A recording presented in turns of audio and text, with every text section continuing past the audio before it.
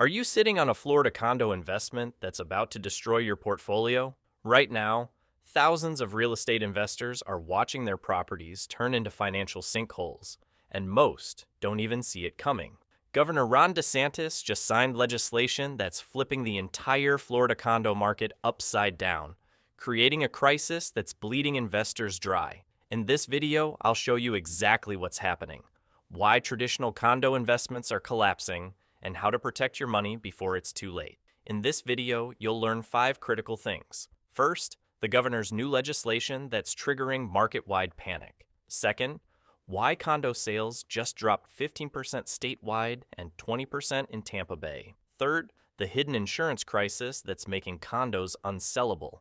Fourth, the special assessments that are bankrupting owners. And fifth, which specific property types you need to avoid right now and where the real opportunities are hiding. Most real estate investors in the Florida market are making a catastrophic mistake right now. They're treating condos like they did 5 years ago, as safe, cash-flowing assets with minimal risk. They're buying older units in coastal areas, thinking they're getting deals because prices have dropped. They're ignoring the warning signs, skyrocketing HOA fees, insurance premiums doubling or tripling, and condo associations sending emergency meeting notices. Here's why this strategy is financial suicide. Since the Champlain Tower South collapse in Surfside killed 98 people in June 2021, Florida passed the strictest condo safety legislation in the nation. These laws require milestone inspections, reserve studies, and fully funded repair reserves. The result? Owners are getting hit with special assessments of $50,000 to $200,000 per unit. Insurance companies are fleeing the state. Buildings built before 1990 are becoming virtually unsellable, and the investors who don't understand this new reality are losing everything. On June 23, 2025, Governor Ron DeSantis signed 2 massive pieces of legislation, House Bill 913 and House Bill 393. These laws were supposed to provide relief to condo owners drowning in costs. But here's what actually happened. HB 913 extended the reserve study requirement for 1 year and allowed a 2-year pause in reserve fund contributions, but only to prioritize funding critical repairs identified in milestone inspections. It increased the replacement cost threshold from $10,000 to $25,000 for repairs that must be reserved. Sounds helpful, right? Wrong. The market interpreted this as confirmation that the problem is even worse than expected. Because the legislation provides temporary relief, it signals that massive structural problems exist throughout Florida's condo inventory. Investors immediately started dumping properties. By April 2025, condo sales dropped 15% statewide compared to the previous year. In the Tampa Bay metro area, sales plummeted 20%. Inventory exploded, up 34% year over year. The median time to sell a condo jumped to 91 days, up 10% from before. Here's the real kicker. This isn't just a temporary slowdown. The legislation created a new category of toxic assets. Any condo built before 1990 now requires a milestone inspection at 30 years, then every 10 years after. Buildings within 3 miles of the coast need inspections even earlier. Dimitri Karides, a broker with Sandkey Realty in Clearwater Beach, put it perfectly. People are waiting on pins and needles to see what the next budget is going to look like, what the next assessment will be. Sellers are realizing they might want to spend their money elsewhere. Cash-strapped owners are literally selling at a loss just to escape. What most people don't know is that Florida now accounts for a disproportionate number of home insurance lawsuits nationwide, primarily due to fraudulent roofing claims. This has created a death spiral for condo associations. Insurance companies aren't just raising premiums. They're completely withdrawing from the Florida market. The ones that remain are charging rates that make properties financially unviable. Property insurance costs have increased by over 20% in reinsurance costs alone. When you combine this with the requirement for condo associations to maintain sufficient coverage for shared spaces and structures, you get a situation where HOA fees are doubling and tripling overnight. Retirees on fixed incomes can't afford to stay. Investors can't rent units profitably because the HOA fees eat all the cash flow. The buyers who would normally absorb this inventory simply aren't biting. because they see the same red flags. If you're getting value from this breakdown, hit that subscribe button and turn on notifications now. Let me show you how special assessments are destroying investor portfolios. Under the new legislation, condo associations must conduct structural integrity reserve studies, known as SIRS. These studies identify every major system that needs repair or replacement: roofs, elevators, electrical systems, plumbing, HVACs, structural foundations, parking garages, and more. Once the study is complete, associations must fully fund reserves to pay for these repairs. Here's where it gets brutal. Older buildings that never properly funded reserves now face assessments that can reach $100,000 to $200,000 per unit. Associations are sending out letters with payment plans that look like mortgage statements. Owners who can't pay are forced to sell, but the assessment follows the property. This means buyers must either pay cash for the assessment upfront or negotiate with sellers to cover it before closing. Daryl Fairweather, chief economist for Redfin, confirmed that buyers are now demanding sellers pay pending assessments as a condition of sale. This creates a catastrophic situation for investors. You buy what looks like a bargain condo for $200,000, then get hit with an $80,000 assessment 6 months later. Your actual cost basis is now $280,000, but the market value hasn't increased. You're underwater before you even finish renovating. The worst part? You can't see these assessments coming. Many associations are still conducting their reserve studies. Buildings that look fine today could issue six-figure assessments next quarter. Nearly 70% of condo buildings in Florida have significant construction defects, according to recent studies. This means the assessment wave is just beginning. Most investors have no idea they're standing in the path of a financial tsunami. For more detailed analysis on Florida real estate market trends and investment strategies, follow this channel and check out the real estate investing playlist linked in the description. Understanding these market dynamics could save you hundreds of thousands of dollars in bad decisions. The information I'm sharing in this video is based on the latest legislative changes and real market data from 2025, so you're getting intelligence most investors won't have. Here's the expectation breaker that most investors completely miss. The MySafe Florida condominium pilot program that came with the new legislation isn't designed to save your investment. It's designed to expose the buildings that should never have been sold in the first place. The program offers state-backed grant funding for critical structural upgrades, which sounds positive.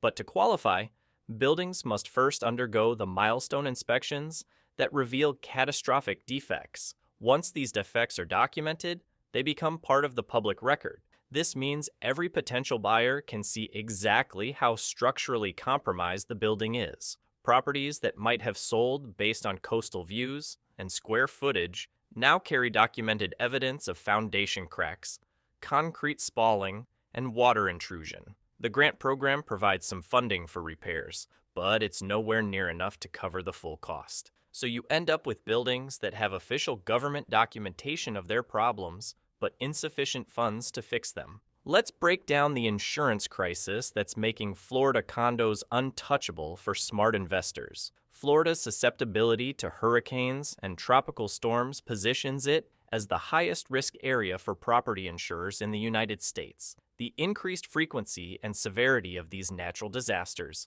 have created massive claims payouts. Insurance companies responded by drastically increasing premiums to recoup losses. But it didn't stop there. Insurance fraud became rampant, particularly in roofing-related claims. Policyholders inflated damages or engaged in outright fraud, driving costs through the roof. Florida's legal environment made it easy for policyholders to sue insurance companies, leading to costly lawsuits and settlements. Rather than fight lengthy court battles, insurers often settled to cut their losses, which only encouraged more lawsuits. This vicious cycle caused multiple major insurance companies to completely withdraw from Florida. The carriers that remained joined Citizens Property Insurance Corporation, Florida's insurer of last resort, which now covers over 1 million policies. Here's what this means for condo investors. First, securing insurance is a prerequisite for closing any real estate transaction.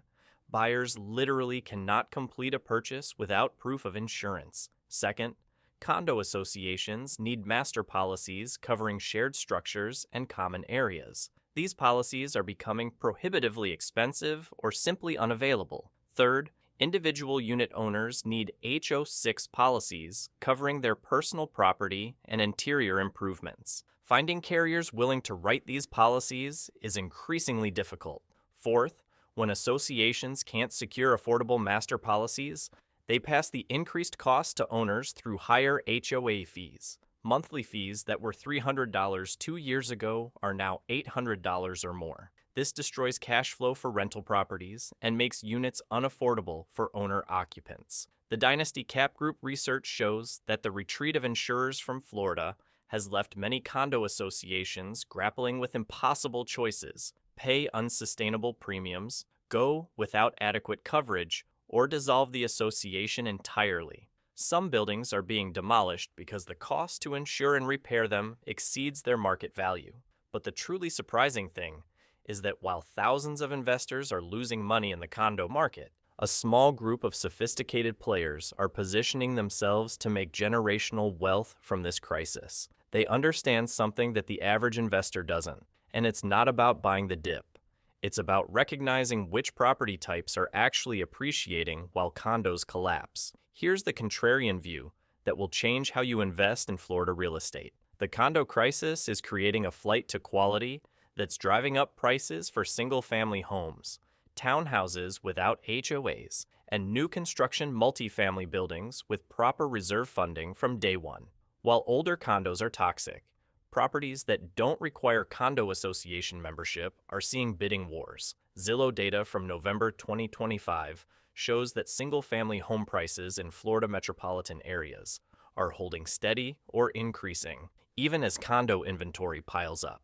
The median home value in Miami remains strong while condo sales crater. This isn't a Florida real estate crisis, it's a condo-specific crisis. Investors who understand this distinction are selling their condo holdings at whatever price they can get and redeploying capital into property types that don't carry the insurance and assessment risks. This strategy is working because buyers are making the same calculation. Why risk a condo when a single-family home costs the same monthly but carries none of the hidden liabilities? Drop a comment below. Are you holding Florida condos right now? What's your exit strategy? Let's discuss. Let me give you the specific criteria for identifying toxic properties that will destroy your investment portfolio. First, avoid any condo built before 1990.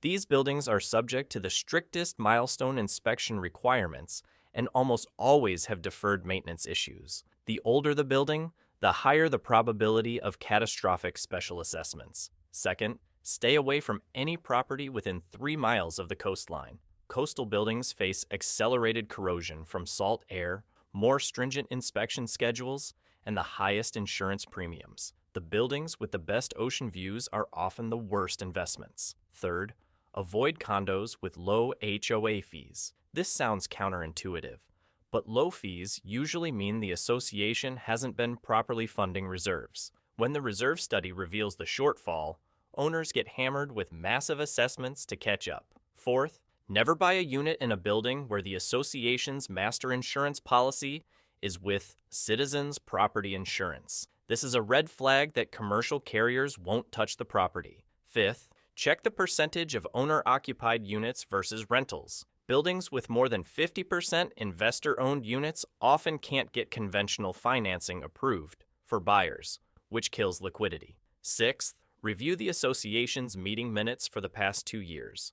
Look for mentions of special assessments, insurance premium increases, deferred maintenance, or structural concerns. These documents are public record in Florida and will tell you everything you need to know. Seventh, demand a current reserve study before making any offer. If the association hasn't completed one or won't share it, walk away immediately. That's a sign they're hiding catastrophic funding gaps. Eighth, calculate the true cost of ownership by adding the purchase price, estimated assessments, elevated insurance costs, and inflated HOA fees. Compare this total to alternative investment properties. In most cases, the condo will be more expensive and more risky than comparable non-condo options. Apply these filters and you'll eliminate 90% of the dangerous deals currently on the market. And now, the most critical part, the opportunities that sophisticated investors are exploiting while everyone else panics. Understanding this strategy could be the difference between losing money in this crisis and positioning yourself for massive returns over the next 5 years.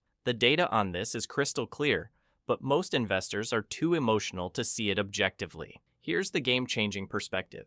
Distressed condo owners are creating opportunities in adjacent markets. When someone is forced to sell their Tampa Bay condo at a loss, they still need housing. This demand is flowing into rental properties, creating upward pressure on single-family rental rates. Investors who position themselves as landlords for displaced condo owners are seeing unprecedented rent growth and occupancy rates. Additionally, condo associations that successfully complete their milestone inspections and assessments emerge as premium properties because buyers know exactly what they're getting and that major repairs are already funded. These post-assessment condos in newer buildings are actually appreciating because they represent certainty in an uncertain market. The smart money is identifying buildings that are currently in assessment hell, waiting for them to complete the process, then buying units at a discount before the market recognizes their new status as low-risk assets. Here's your actionable strategy for navigating the Florida condo crisis and profiting from the dislocation. Step 1. Liquidate any pre-1990 coastal condos immediately. Don't wait for the market to recover. It won't. Take your loss now and redeploy the capital into better opportunities. The longer you hold, the worse it gets, as more assessments and insurance increases hit. Step 2. Target single-family homes in the same markets where condos are collapsing. The Tampa Bay area, where condo sales dropped 20%, is the exact market where displaced owners need rental housing. Buy single-family homes with strong rental fundamentals and capture the demand surge. Step 3. Consider new construction multifamily properties with elevator access for buyers who want the condo lifestyle without the legacy risk. Newer buildings built after 2010 have proper reserve funding from inception and modern building codes that reduce insurance costs. Step 4. If you're committed to condo investing, focus exclusively on buildings that have already completed milestone inspections and assessments within the past 12 months. Request documentation proving the work is done and reserves are funded.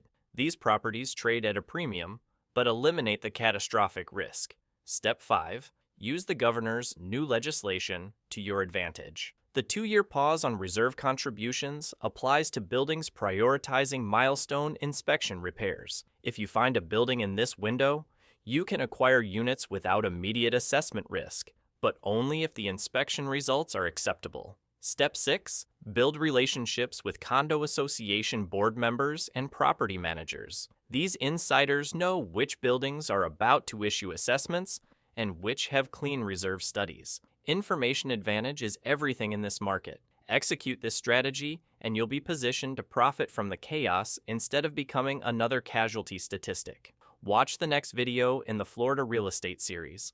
Link in the description. Don't miss this critical intel. What truly successful real estate investors understand is that crisis creates the best opportunities, but only for those who act decisively while others freeze. The Florida condo market isn't collapsing permanently. It's undergoing forced price discovery. Properties that should have been worth $150,000 were artificially inflated to $300,000 because buyers didn't account for deferred maintenance and insurance risks. Now, the market is correcting to true values. The investors who lose are those holding overpriced assets during the correction. The investors who win are those who sell into the panic and buy correctly priced assets after the washout. This same pattern played out in 2008 with mortgage-backed securities, in 2020 with hospitality assets during COVID, and now in 2025 with Florida condos. The mechanism changes, but the principle remains constant. Be liquid when others are leveraged, be patient when others panic, and execute when others are paralyzed by fear. This is how generational wealth is built. To summarize, the Florida condo crisis is a direct result of the Surfside collapse, subsequent legislation, insurance company withdrawals, and special assessments hitting owners. The three main takeaways are: avoid pre-1990 coastal condos completely, target single-family rentals in the same markets to capture displaced demand, and only consider condos that have completed assessments and inspections in the past year. Like this video, subscribe to the channel, and turn on notifications for the next real estate market analysis. Coming up next, the Arizona multifamily opportunity you're not seeing. Thanks for watching, and I'll see you in the next one.